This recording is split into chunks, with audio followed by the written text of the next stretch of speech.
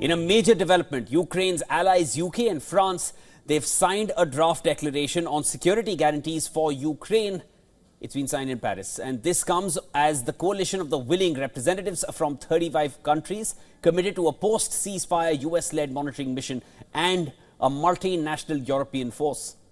After finalizing the commitments, French President Macron, British Prime Minister Starmer, Ukrainian President Zelenskyy, they signed the declaration of intent on deployment of troops if ceasefire is achieved with Russia.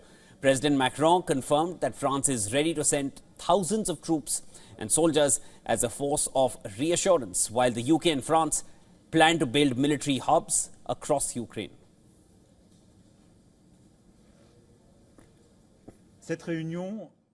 This declaration by the coalition of the willing marks for the first time that operational convergence has been achieved among the 35 member states of the coalition, including Ukraine and the United States of America, in building robust security guarantees.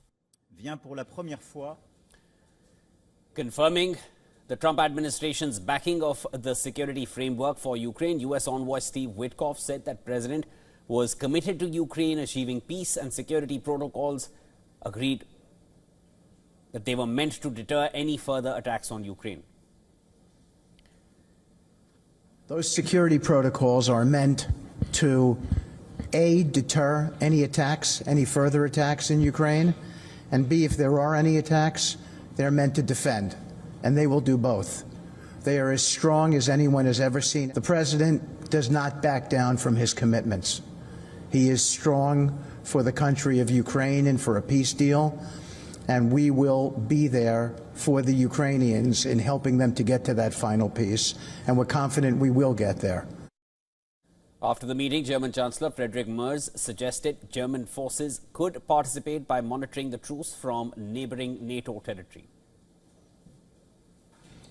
It can also be right to do both, to station troops in Ukraine. These are primarily the Ukrainian troops that need to be strengthened and supported, but also to station additional troops in neighboring states to Ukraine, which can be deployed in the event of renewed Russian aggression. While expressing satisfaction over the outcome, Zelenskyy said the most significant issue that still needs to be resolved was the territorial question, referring to Russian demands that Ukraine gives up its eastern Donbass region. Currently, 20% of Ukrainian territory is held by Russia. With these documents, we are further strengthening legal work in countries with parliaments so that, when diplomacy succeeds in bringing the war to an end, we will be fully ready to deploy the forces of the coalition of the willing. The biggest remaining issue that still needs work is the territorial question. We discussed some ideas that could help. If the teams are unable to resolve certain issues, this can be escalated to the level of leaders.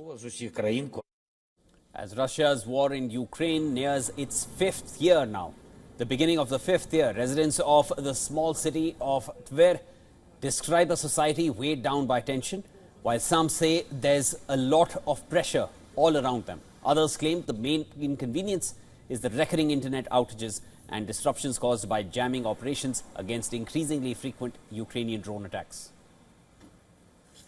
Everything has changed since the war has begun.